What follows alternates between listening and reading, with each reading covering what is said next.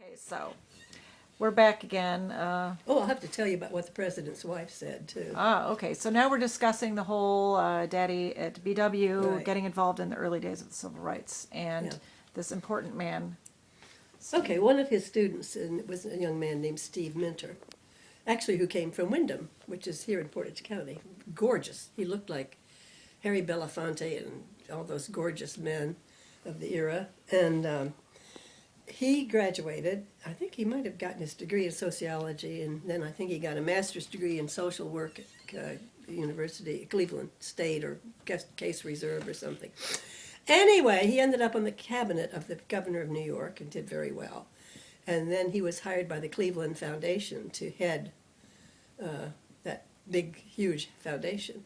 But in the meantime, he married a fellow student named Dolly, a white woman, and he was married. They were married by the campus minister, who was a good friend of your father's. And he was fired when he married. He married them in the chapel at BW. And they didn't renew his contract, let us say, but he was let go. A wonderful man. I think he gave a talk at your father's funeral. He was just a terrific man. And then Steve went on to become, as I said, the director of the Cleveland Foundation and really, really big shot in Cleveland. And he told me, he came by one time, he and Dolly came by, and he said that he'd been invited back to Baldwin Wallace to give a presentation or something. And he said, and I went.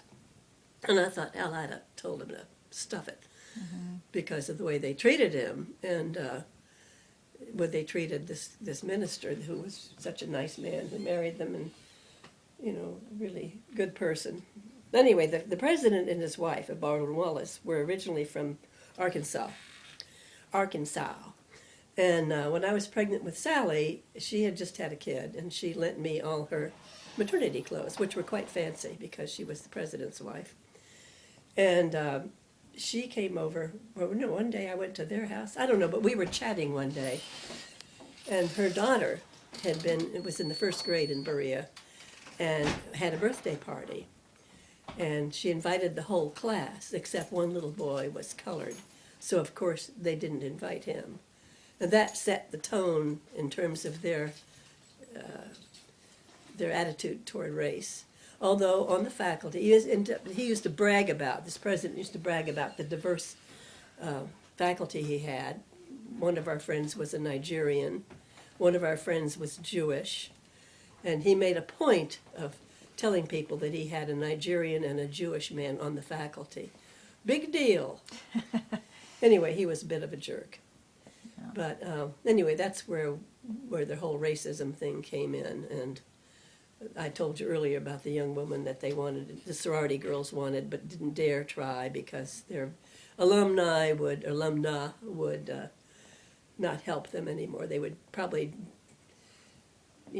withdraw their permission to be in that sorority, or even for Baldwin Wallace to have that sorority there.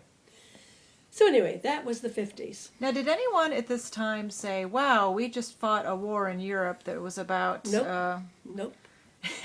In fact, when I was an undergraduate, there was a man in our that I knew. I can't even remember his name, but he'd been an officer in World War II.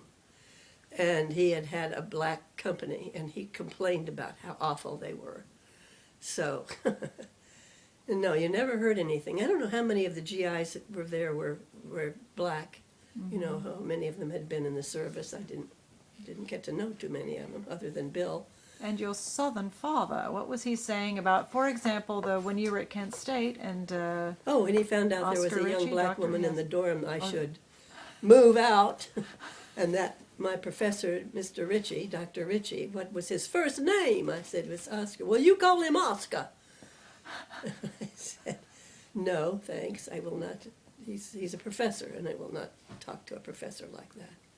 Well, you ought to. Well, it's hard to say. He either wanted to,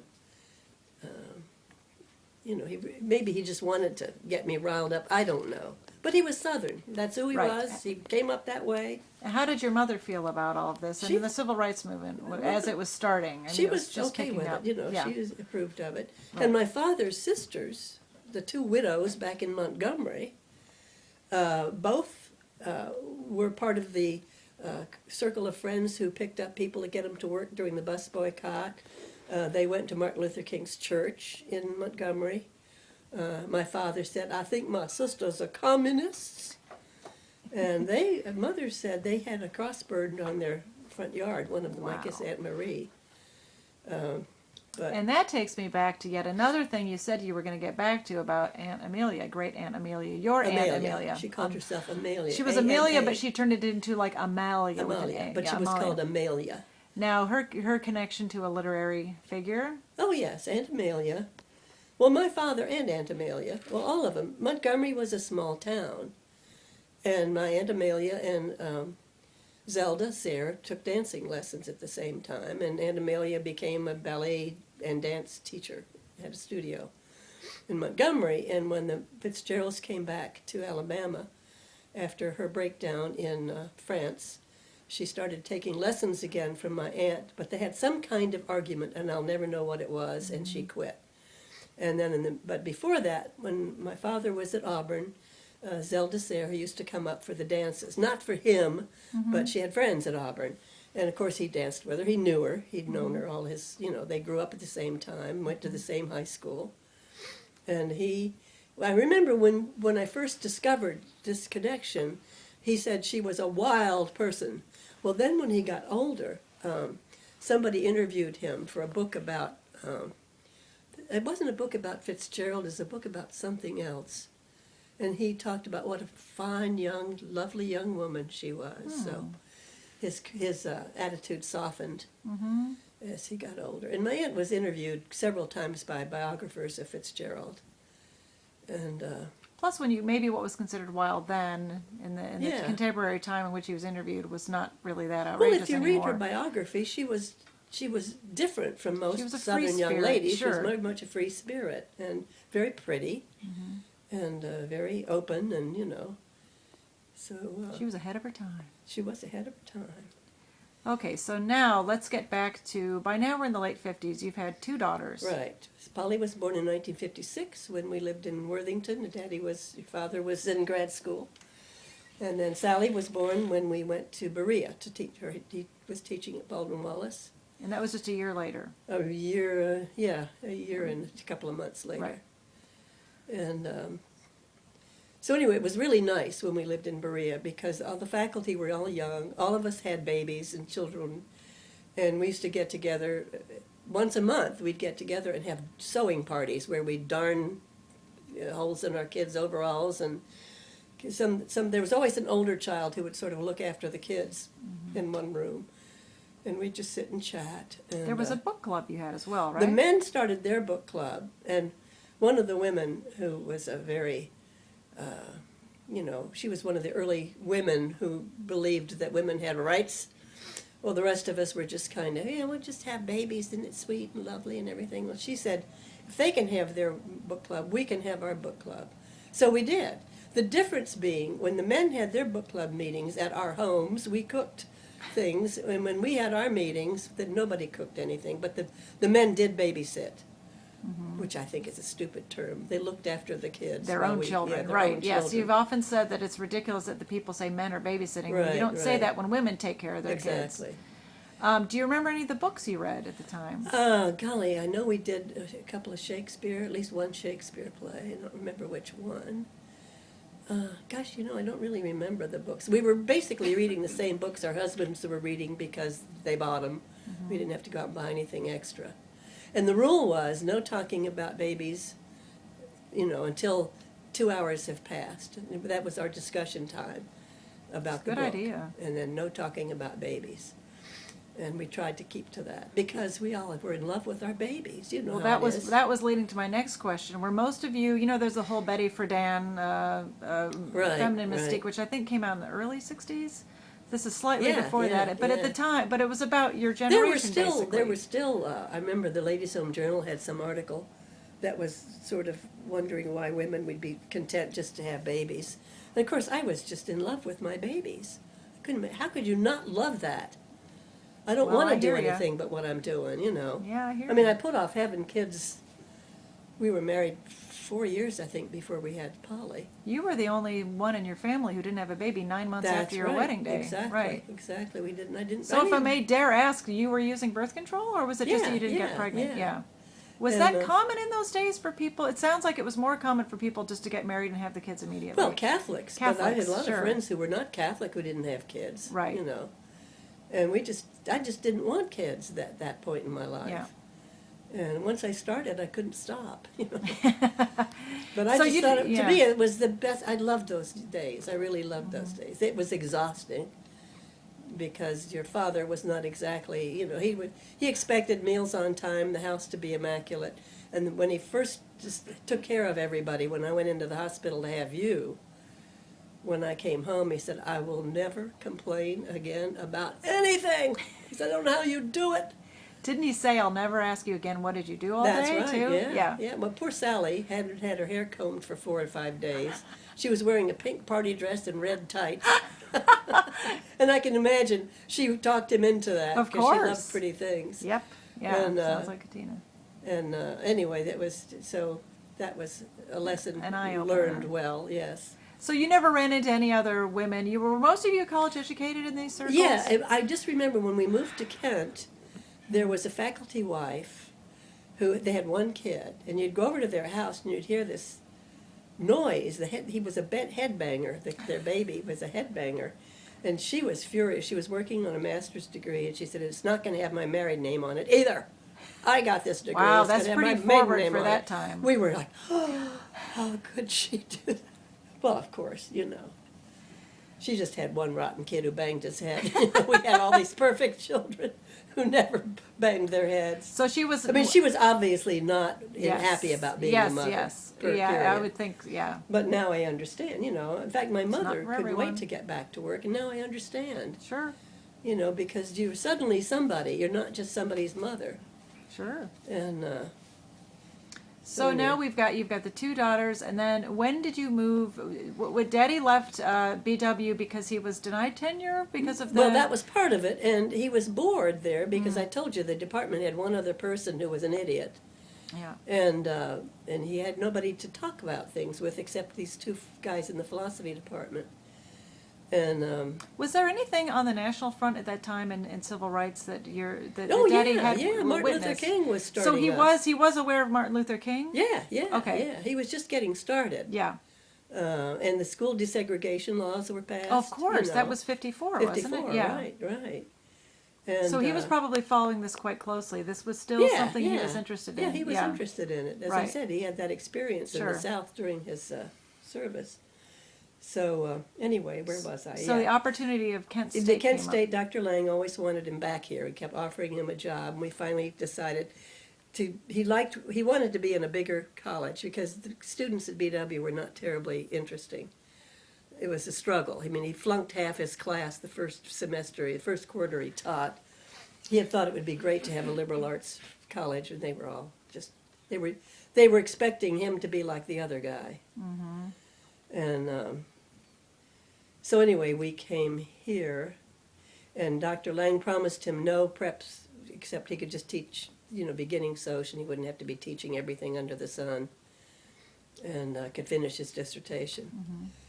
So anyway, it felt like we were millionaires coming down here. We had money, much more money than we'd had I mean, it's not a lot by today's standard, but it was a hell of a lot more than we were getting at BW.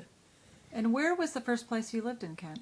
At 131 North Lincoln Street, that gray shingled house. And this was a rental, correct? Rental, This was not rented from an old man who lived out in New Milford. It belonged to his wife. The house belonged to his wife's brother, who had hanged himself in the basement. That's right. And that didn't bother you at all? no, Or you just think, hey, it's a not good at all. deal? I didn't spend a lot of time in the basement. Well, my laundry was down there. But, Yeah. it was a nice house. I liked it a lot. I liked the neighborhood, except it got really busy, you know. And you were born when we lived in that house. And so was John, come to think of it, yeah. And that was just right down the street, well, just practically next door to the Robin Hood Right, restaurant. just not too far from the Robin Hood. Which was at that time an elegant Well, the front dining part was establishment. elegant, and then the back was the cottage room. I told you where we ate when I was in college. So Daddy could just walk to his classes. Yeah, he walked to his and classes. these were at what, Franklin Hall were they, or which? He was in Where's the sociology Franklin and department? Kent Hall. Kent I think Hall, he might okay. have had classes in Okay. Franklin, but mainly it was in Kent Hall. And he was quite the dapper professor, well-dressed Yes, professor, yes, correct? yes. He Tell me loved about clothes. his fashion sense. Well, he was just very classy. I mean, he was typical. He loved tweeds and he loved corduroys and he had 2 closets full of clothes, and he always looked great. Didn't you say he had twice as many clothes as you did, or he had twice you had 1 closet, he had 2. Right, I believe right, you said, right, yeah. yeah. But that's okay. I mean, I just slopped around the house anyway, so. I mean, I could clean up Covered well. with baby I cleaned food. up well. Yes, right. Yeah. I'm sure you did. So was what some of your friends that you went to university with, were they there, like Wes Zahner and? No, the Zahners came the year after we came. Ah, okay. It was great, I hadn't seen him since we graduated, and he'd gone to grad school in Colorado, and that's where he met his wife. And they lived in Hawaii for a year, I think, and through them I met the Cooperites. And then the Barons, Marty had been John's, one of his profs, and they were the same age, but Marty had, I don't know if he was in the service at all, but he'd gone straight through to from his freshman year to his PhD, so he had it by the time he was 28 or so. And so we got to know them, and they were just great. And what sort of things did you, with your friends, how did you keep yourselves entertained? Did you have dinner parties or just yeah, get-togethers? a lot of parties, a lot of get-togethers, went to movies together, just had a great time. We had a babysitter who lived right next door practically. There's a story I recall, which is very indicative of the time period and how pregnant women were treated. New Year's Eve, 1959, you were pregnant with me, and you went to the movies, and it was snowing, and I think you were with the Barons. Do you remember? No, that was the a story? party. We were at the party at the Oh, Zahners. I thought it was a party. At the Zahners, and we walked home. Right, drunk basically, as Basically. you were. Yeah, and okay, that's the other thing that this always amuses people of my generation. I don't know if that was 59 or 60. Well, I was born in April of '60, so I'm thinking it would have been New Year's Eve '59, New Year's Day 1960. That. One of those. But I do remember. I don't think we knew. No, the Zahners weren't here in '59. They didn't come till the next fall. I remember you started talking about walking arm in arm with the snow. Yeah, we walked home in the snow because the Barons lived a block over from us on Willow Street. Okay. And the Zahners lived in a little apartment down off of College Street. It was College Court, where Miss Sims lived. Of course, And right. the big house next to her was 4 apartments, and they didn't have any kids yet, so it was fine for them. And when women were pregnant back then, you were told, what did the doctor tell you in terms of They taking didn't care of curtail yourself? anything. They preferred that you didn't smoke, but they didn't say anything about alcohol at all. I think I remember So people, you saying... in fact, I remember when I Yes. was pregnant with Polly, I went to there was a clinic at Ohio State University Medical School, and I remember this one woman came out and said the doctor told her she could have a martini every day, and that was 1955, so people didn't get into the no alcohol until the last 15 years or so. Sure. What about... And we smoked the whole time, we drank. Thank God you didn't take the lidomide, is all I can say. I know, yeah. Okay, so then now we're into 1960, the Right. dawn of a new... Do you remember the feeling like, wow, this is a whole new decade, and promise, and Kennedy? Well, I remember 1960. Let me. Do you remember him campaigning? Oh yeah, You must yeah. have, obviously, My mother's yeah. friend, Kitty Olin, who was just this neat lady, just really, really fascinating. Loved the way he talked, and she was always laughing. She would talk about how he would say his words, and he was handsome and young, and I never liked Nixon from the time he made the Checker speech when he was Eisenhower's vice president. It just looked slimy to me. So I of course I voted for Kennedy, and it was, there was a big Catholic deal because he would be the first Catholic president, so he had to go reassure the Protestants that he would not call on the Pope. And That was the big fear then. it was ridiculous. It had some sort of inside connection to... Well, they claimed Al Smith, who ran in 1928 or something. He was the other Catholic who tried and didn't win, and Hoover came in, That apparently that was an issue, but And skipping back, you were a big fan of Adlai Stevenson. I know I'm skipping In back to the 52, 50s now. yeah. He ran in skipping 52 way and back. 56. I adored that man. Yeah. It's the only political speeches I actually ever listened to. And it wasn't what he was promising, it was just his wonderful, articulate, intelligent speech. I mean, he just was, I don't know, it's hard to describe him. And he had a great sense of humor. And he was called an egghead. And like, America doesn't want anybody that sounds intelligent. That's one of the things about Obama right now, is he's not folksy enough. Drives me crazy. Was that even that? So that was even as early as the 50s. Yes, there was yes, this a big fear issue. They called him an egghead. And who was he running? Oh, he was running against Eisenhower, of course, who was the hero. Right. He was like God after World War II. How did you feel about Eisenhower? He was bland. He was just bland. He was typical of the period. And yet, when I look back on him, I was angry with him because he didn't do anything about civil rights, and he didn't do anything about McCarthy. Anything. I mean, he let that jackass terrorize the country. Not all the country, but anybody, who wanted to think differently. It was all lockstep. Everybody's got to think alike. But I could not believe that Eisenhower would be as reluctant to do anything about civil rights. I just could not understand it. Mm-hmm. When terrible things were going on, mm-hmm. Emmett Till and all that stuff. Sure. I don't know if that was in the 50s or not, but it was letting McCarthy run loose the way he did, and just shocking to me. So, but you're feeling, well, wait, I haven't gotten to Kennedy elected, because I know you weren't very wild about his stance on civil rights. No, he wasn't I taking got it strong disillusioned enough. with him right before he got killed. Right, but before, so you voted for him, and how did my father feel about him? Well, he was in favor of him. Sure. He was a liberal Democrat, and he liked him. I'm trying to, he voted. I'm sure he voted for him. Somewhere we have a reel-to-reel recording. He taped the famous speech, the debate, the one that sort of invented being telegenic. The one, that's the one where Nixon had, flop sweat on his upper lip, right, and a 5 o'clock shadow, right, and he was grim looking, just scary looking. So now we've got, I don't know what else there is significant about 1960, besides my birth, of course, no. Yes, but, well, you were born. And Kennedy, yes. And just the beginning of a whole new era. Well, I got to tell you about Psycho. That's my favorite story. I'm so glad you brought that up, because I do love that story. story. We went down to see Psycho, and we walked, and Sue Cherry babysat everybody. And we're walking home, I said, oh my God, that's the scariest movie I've ever seen, because it could happen. It was just awful. It was depressing. He said, oh, it wasn't so bad. So we got home, dismissed the babysitter, went to bed, and he was the kind of person who would be asleep as soon as his head hit the pillow. After about 10 minutes, he turned the light on and sat up. He said, that was a scary movie. He couldn't get it out of his mind. So. And weren't people afraid of showers after that a little bit? Well, you couldn't for help, years. I mean, I had a friend in the 70s who had a shower with a window in it, a clear plastic window. Yeah.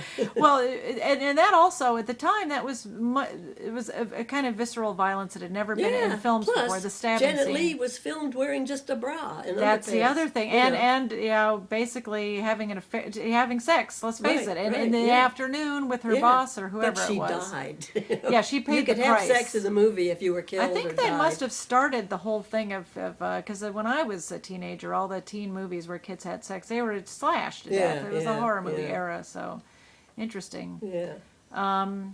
Okay, so yes, that's. I'm glad you brought that up, because I wanted to bring.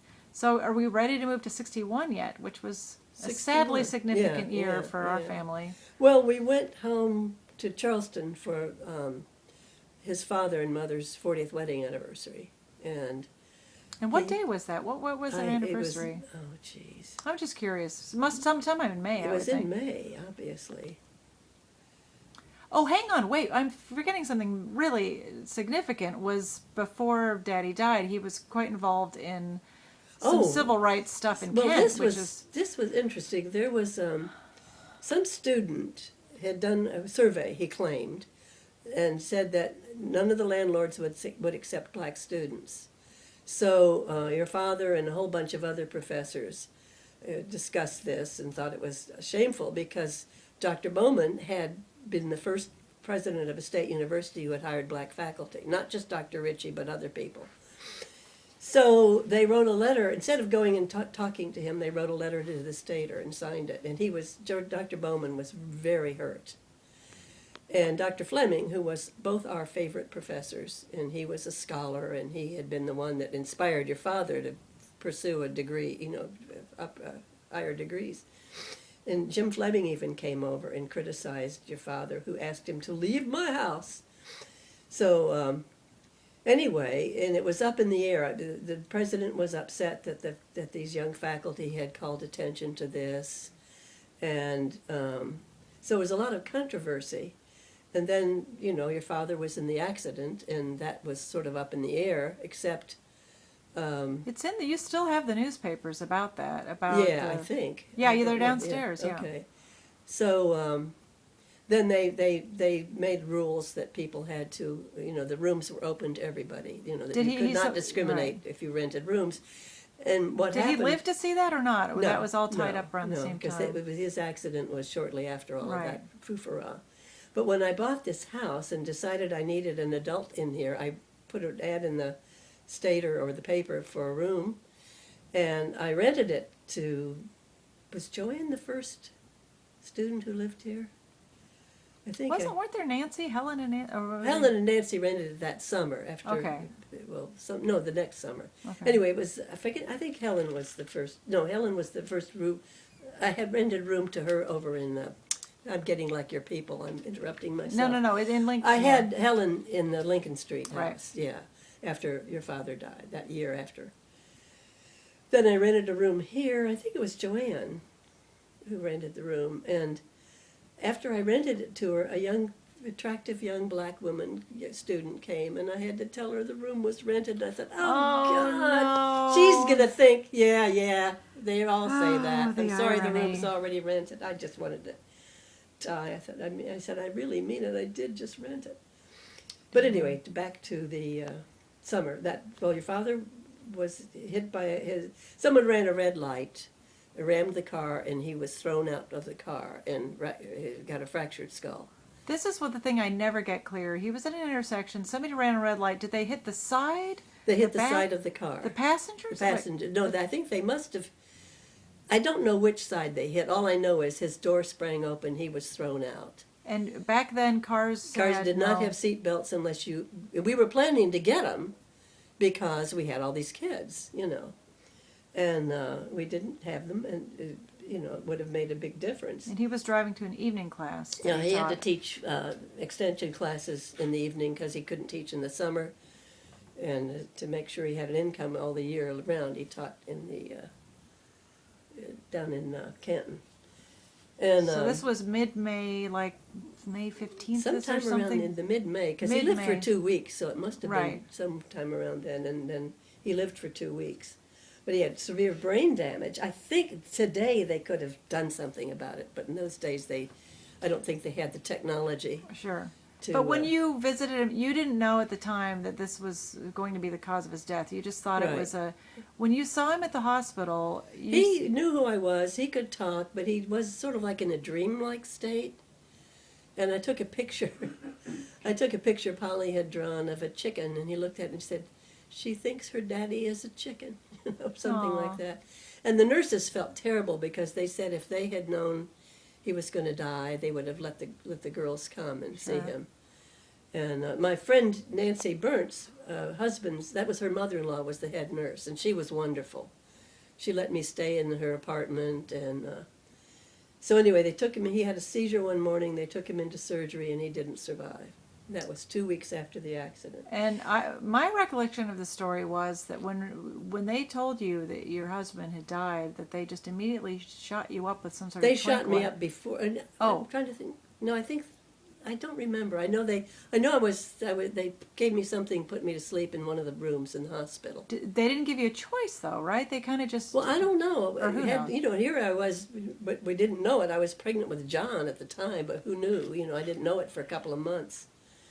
But the thing about it is, the community was very small at that time, the campus community, And everybody was like, I had this huge extended family. They were just incredible. I mean, I didn't drive yet. People would take me anywhere.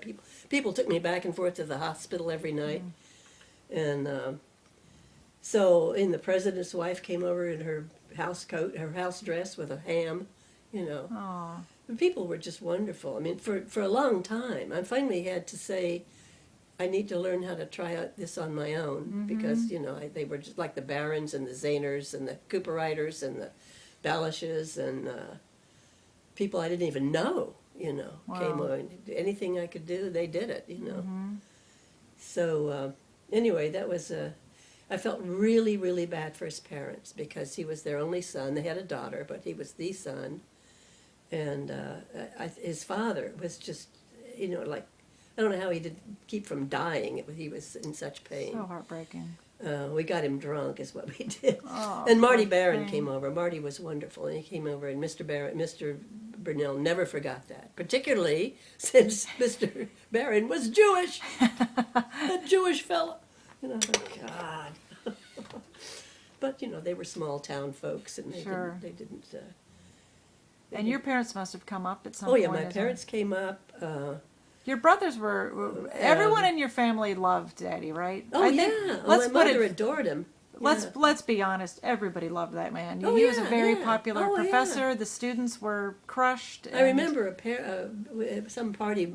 Wesley Zayner came up to me after. He said, "John is one of those people that just everybody likes." He said he's just one of the most interesting people.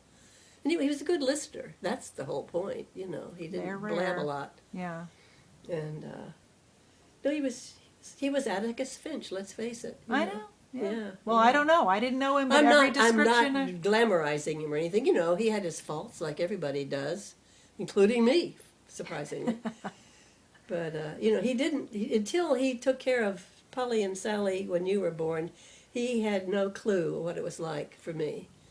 And that's, you know, the summer after Sally was born, we had a little extra room, in our house in Berea, where he was supposedly working on his dissertation, and he'd be in there taking a nap. He'd come home for lunch, because he didn't teach in the summer. So he had to have breakfast. He'd come home for lunch from the library, or get up off his cot. And he was like, I'm thinking, and I thought, you have no clue, buddy. None. You had to go to the doctor for exhaustion at one point, didn't you? You went to the doctor and he said need to. What did you do to get it? Did you get any kind of backup help? Or? Well, the doctor, was Catholic, and his wife had their 6th kid about the time I had Sally. He wasn't any better than John was. Mm-hmm. They just don't know. I mean, most men don't. It was expected of you. Yeah, right. But it took that to show him what it was like, you know. Because he was used to his mother doing everything, including cleaning out the gutters and raking the leaves, and mowing the lawn. And Mr. Burnell came home, ate dinner, read the paper, and went to bed. You know, he didn't even thank her for cooking a dinner. But so he had no clue, and that just pissed me off. I remember getting so angry one night. I just left the house and walked around the block in the dark. Mm-hmm. He's got to understand, because I didn't complain. I would just ask him.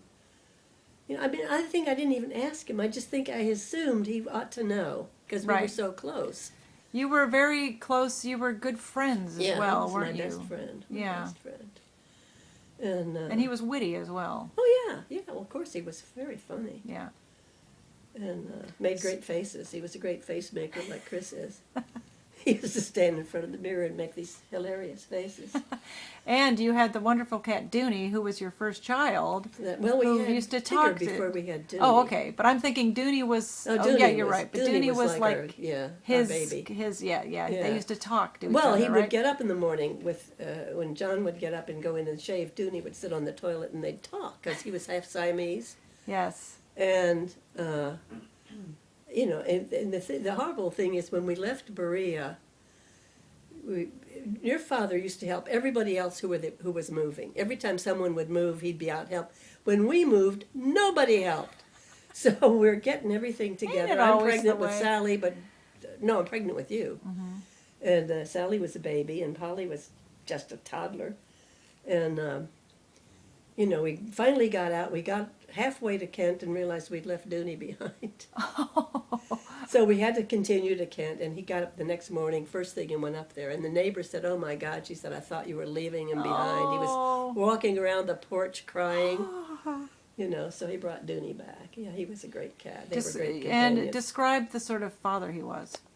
Oh, he was a lot. He just adored you kids. Just adored you kids. And the funny thing is, you're the only baby he ever woke up in the night for. Well, I breastfed, so he didn't have to get up and do anything, but he just enjoyed looking at you because you were such a cute little. Well, you were all cute, but I mean, this third baby, we've been there before. We know how to do this now. Right. And you were such a cheerful little kid, little baby.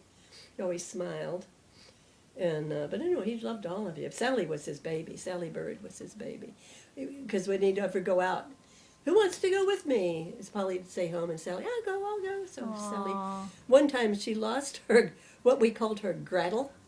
It was a little, do you remember that, Sally? A little celluloid rattle? Mm-hmm. She left it somewhere. He got it's like you in the Care Bear. Yeah. He got in the car, went exactly where we were, found it, and brought it home. Didn't he call the store, though, and say, "I'm looking for my daughter's grattle," or something? I think he said... Might have something. Yeah, I think he actually... I do. I remember that story. He said, they said, "What?" And he said, "Oh, I mean rattle." Well, it's the same thing when we just take Sally and Polly to the cottage room at Robin Hood for lunch, and they were so good. But he once asked if they had any dibs. Oh, that's right. Which meant bibs. But people used to compliment us on you kids. You were so good in restaurants. And one of Polly's memories of him was she was stomping on some ants, and he gave her a lecture about the living creatures, do not harm the living creatures, that sort of stuff. Well, you would remember that. She would remember. See, I don't remember. Yeah, of course. But he was, he's a devoted father, is all I can say. He just adored his kids.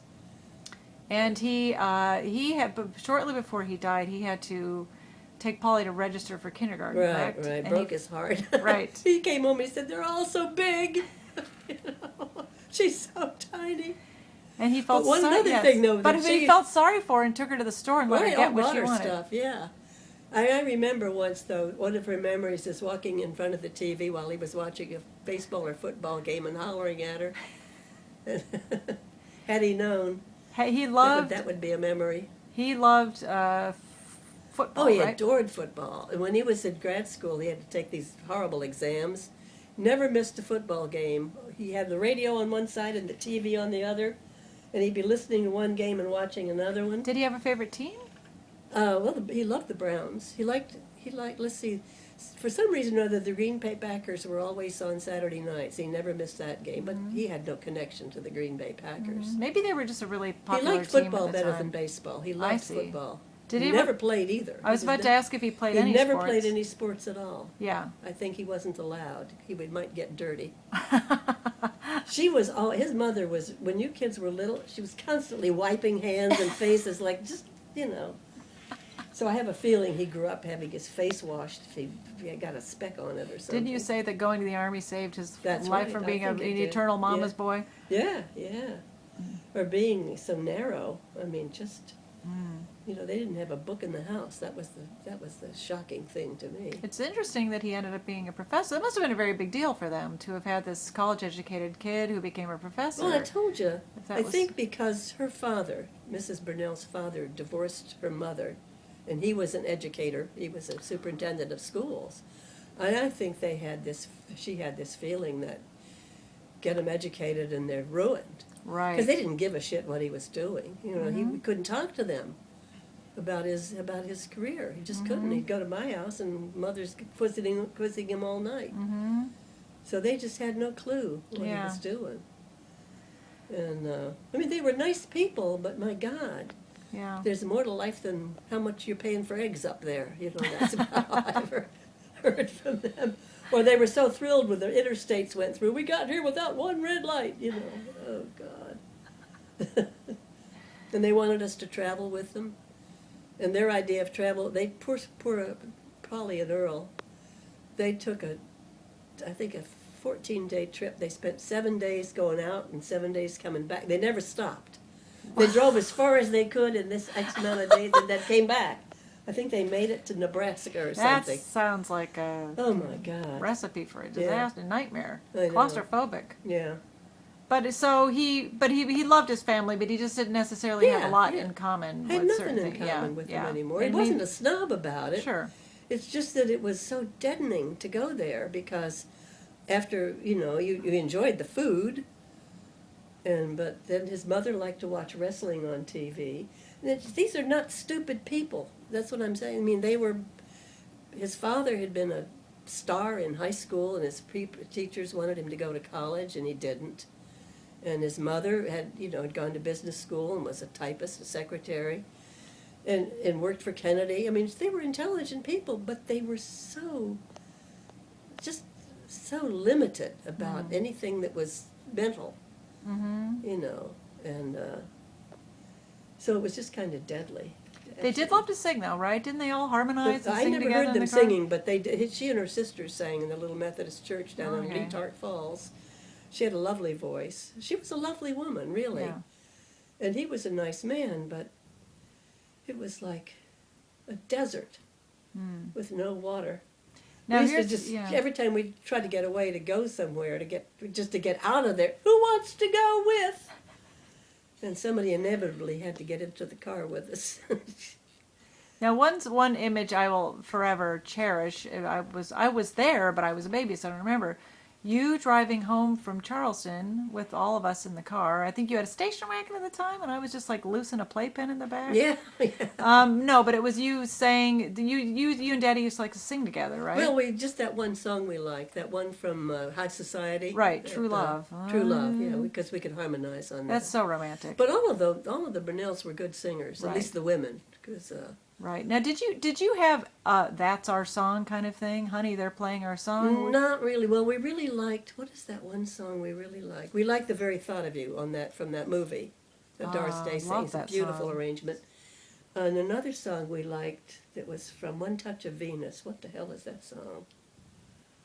I can't remember. I can't think of the name of it now. But it was kind of our song. Oh, gee. But we didn't call it our song, Google but it was ours, the one that we really, really both liked. Okay, then you danced together to Blue Moon, Mel Torme, and some little deserted... Some little place in Charleston there, where he used to hang out when he was in high school, I guess. Was this when you were students, when you were dancing together in this place, or were you young married? I can't... No, we were students. We had I think it was the first time I ever went down to visit his folks. Oh, wow, wow. So we were just going together at that point. Yeah, going steady. It's a romantic image. Going steady, yeah. But, well, we could go on and on about this wonderful courtship and marriage and everything, but what can I say? So you obviously must have just been devastated. Now I feel like Barbara Walters. I'll make you cry. No, but just what you were kind of tree would you be? You were 33 years old, and with 3 little girls, 5 and under, your beloved husband taken from you in his prime. Then I shouldn't be laughing. I know, no. It's very sad stuff. It was very, very sad. Yeah, it was very sad. It was horrible, terrible. Yeah. But then you got some good news when you went to the doctor. Yes, I was pregnant, and I remember Dr. Cousset saying, "You'll probably never have another period." I mean, he was so identifying with it because he was a young married doctor himself, and he gave me a shot of something or other. Good Lord. Well, it was a hormone, I think, to bring my period on. If you don't mind my being frank. No, this is all really interesting. But anyway, because to think that people were doing that feeling something in there. I said, I think there's a baby in there. You actually felt John kicking? Yeah. Because you usually don't feel if baby kicked at about 4 months or so. I was about 4 months pregnant before we knew I was pregnant. Wow. Yeah. So that was really incredible, to be able to have another child that I wanted, Is that we had thought because we wanted to have we had Sally and Polly who had each other, and then there was 3 years difference. Yes. And then we thought we need another one for Emily, and there you were. John made it in the nick of time, but your original plan was 5 children. You're from a family I'd like of 5. to have had 5. Yeah. Okay, so well, at that point you don't think they're all going to be teenagers. Exactly, cute little babies. You got all these cute little people sitting in your house. Yeah. So you went and got a pregnancy test, I assume. Right. Yeah. But were you pretty sure by then that when you felt a kick that there was... I'm pregnant. Yeah, I knew I was pregnant. Yeah. So how did you feel when they said that? I mean... Oh, I was really glad. Have been amazing. I was really happy. Yeah, I was very happy to think of that. But a little alarmed because I kept thinking... I always had very easy pregnancy and labor was a snap. I had pushed out kids like in just a couple of hours practically. And I remember just thinking, what if I die and I've got those 3 adorable little girls, and what'll happen? And I thought, I don't want my husband's family to get them. They'll end up retard. No, I shouldn't say that. They'll end up, not the kind of But my family, everybody's got all these babies, Yes, they all. But I thought I've got to do something, and I had just read Mary McCarthy's memoir of a Catholic Catholic childhood or girlhood or something, in which her parents had died together in the Spanish flu epidemic in 1918, and she and her younger brother were sent to live with this horrible grandmother. I mean, it was just awful, awful. So I just thought, what if that happens to my babies? So I was talking to my sister one day, and she by then was on her 4th or 5th baby, I can't remember which. I think Luke had been born. And what is he?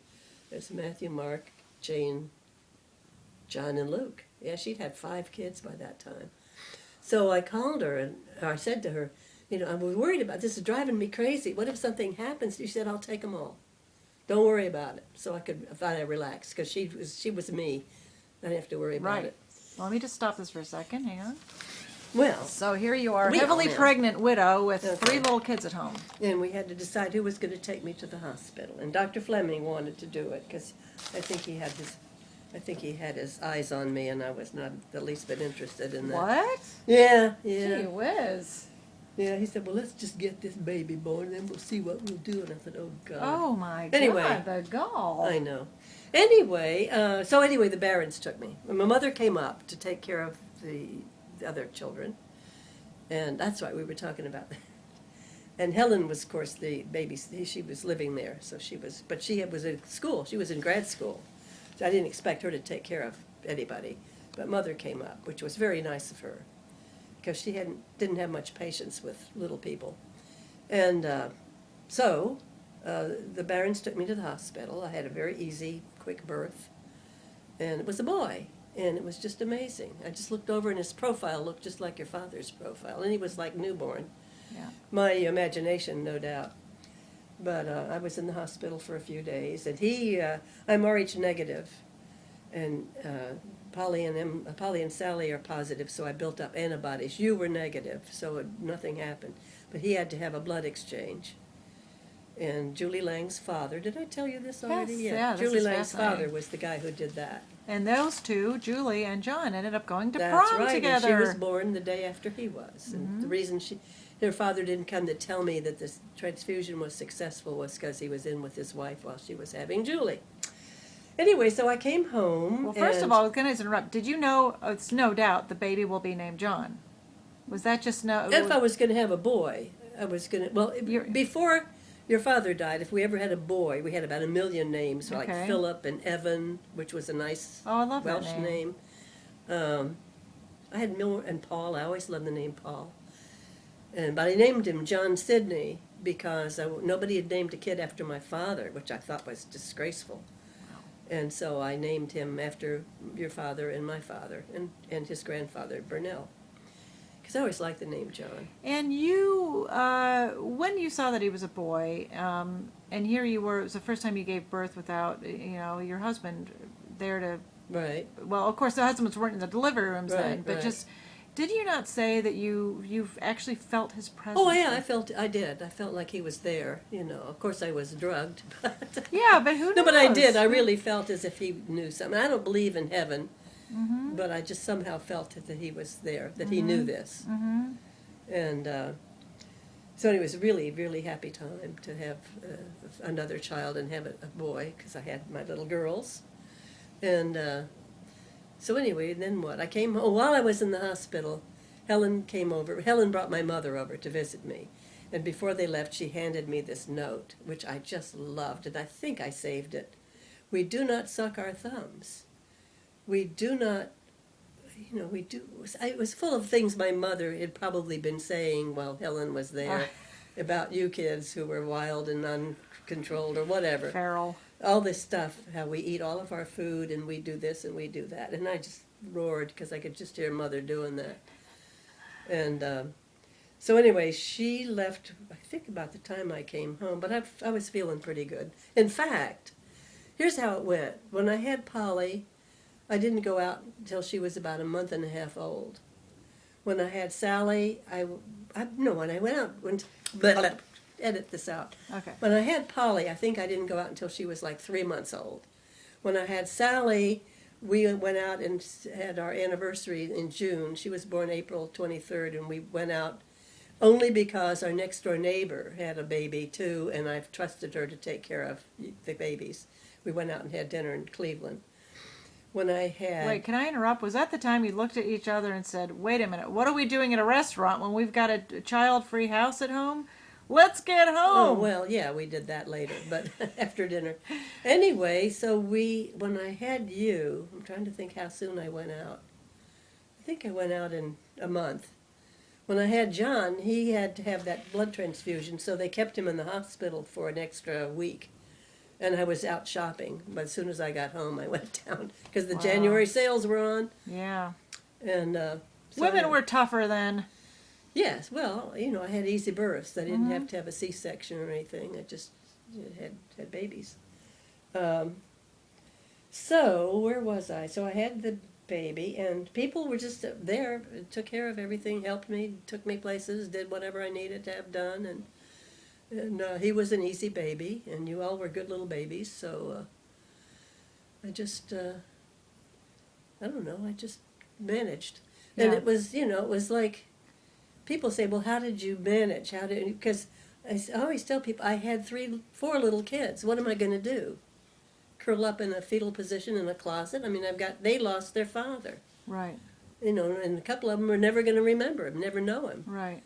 So it's not being noble, it's just that's how you do it. Right. You just don't.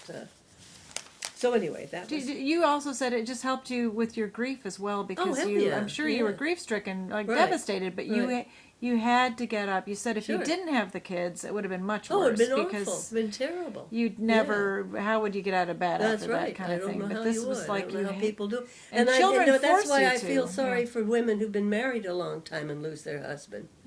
Because they don't have kids at home. What have they got? Right. I think it's hard. And then Berta Egan, who was Mrs. What's her name's? Curtin's daughter. Mrs. Curtin was your father's landlady when he was in college. And so when we moved back to Kent, we still saw her. She was a neat old lady. And her daughter, Berta, who had been the head of women's society page for the Plain Dealer, got divorced and came back to Kent. And she was saying, when you're divorced, nobody comes over and brings you a casserole. You're a failure. So when you're widowed, it's not your fault. Right. Because nothing you could have done about it. So people are there for you. And I said, yeah, you're right. When I was in 3rd grade, and I had a friend who had a divorced father, and one day I was sleeping over her house, and she said, we have so much in common because we don't have dads at home. Yeah. And I thought, why? Everybody had dads home when I was growing up, and I thought, I guess, and that maybe even been what drew her to me. Well, I remember I told you that, and you said, well, you're actually luckier than Beth because your dad didn't want to leave, didn't choose to leave the family, whereas hers did, and how it's harder for kids of divorce, where you knew, and I was only maybe 9 when you told me that, but I'm not quite sure it clicked then, but as I got older, I realized what you were talking about. Yeah. Now, I have a question quickly. Just, I look at your generation. You raised multiple children. You didn't ever bitched and moaned about it. If you did, you didn't do it in front of us. But you just did it. Up until the teen years, everything was smooth. But you just did it. And well, now... I got out a lot. But okay. My friends didn't drop me, Right. Their husbands would take me to movies with their permission. It was just, we had this great extended family to me of the people in Kent that were good friends. But what I wanted to ask you about, it's something I've been noticing a lot, is that my generation and people younger than me, we had smaller families. But some of us acted like we're the first generation that ever had children. And what do you think of these people who go on about the chaos? Like nowadays, a family of 3 is big. Right. Or even people with 1 kid go on and on. I'm exhausted. Mommy bloggers. These people who it never shut up about being a Yeah. parent. How does it feel to have been a single mother of 4 kids and hear this generation going on and on about it? Yeah. How does it feel? Do you ever just kind of want to go, Get a life. yeah, does it anger No, you? it doesn't or anger me. I just just think makes- it's annoying. It's annoying. What I do think is harder to just have one kid, Yeah, because nowadays parents feel obligated to entertain their children. right. I never entertained my kids. Get the hell out of here. Well, No, for one thing, we had playpens. You stick the kid in the playpen. with the cat. And then as you go do put. your housework, That's what you you told know. me. You said put the kid in a playpen for the Yeah, cat. yeah. But I do. And people go out, and they don't go out because babysitters cost an arm and a leg. I could have somebody here all evening for 50 cents. Right. And I had friends, and we would I don't know, we just managed to get out. We had a life. You had a life We outside. weren't Yes. totally devoted to child rearing. And I don't think maybe you entirely identified yourself as maybe like being a parent wasn't the only thing you were. Right, exactly. It seemed as if exactly. You had a you life. had an adult Yeah. life outside of the Right. house. You had to, or you'd go nuts. Right, you and know. maybe that's why. And I never had to entertain you guys even when you were little. You always knew you had things to do. Sure. You entertained each other, or Sally taught you to read. Right. Older kids took care of little kids and entertained them. And I remember once when we went on that retreat down to that lake with the people from the Congregational Church, Yes. and all these big Catholic families. The mothers were sitting and chatting and having a good time, and the kids are running around toward the lake and everything, and the women with 1 and 2 kids were going, and Mrs. Adamick and Mrs. I love Michael this just story. looked at these women, and what are you worried about? They're brothers, sisters down there taking care of them. Or you'll have another one That's anyway if the right. kid drowns. That's They're another one. replaceable. No, but I mean, that's how you grow up, and Yes. although I only had 4, Yes. which was a small family at St. Pat's, basically. I think people, it's a different world. I can't blame them. I think it's a very different world.